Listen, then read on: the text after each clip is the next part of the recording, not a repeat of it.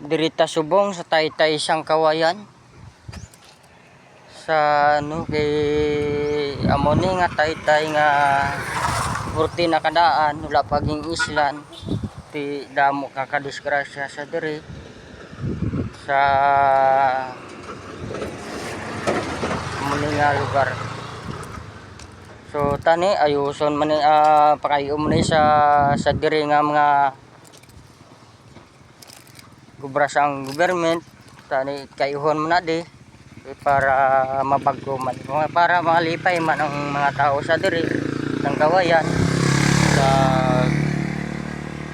korte naging man kadaan kaguba ng ilang karsada sa diri sa amo ni korte pakahigko di sa ari kadto naman nato ng ding lamunan sa mga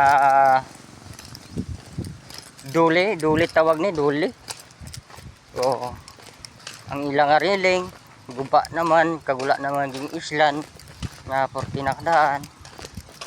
So lantawan nyo guys, so guba ng ilang highway.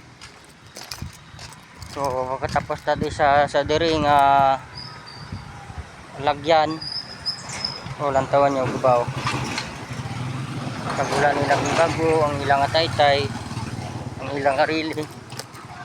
Tanawon yung ilang riling na porti ka ano hindi pangkalawang na tapos wala na talaga butas na sa kalawang. Yan tingnan nyo doon pa sa kabila yan wala na talaga sira na.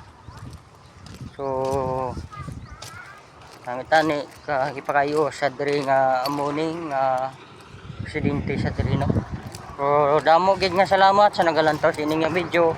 Thank you and God bless.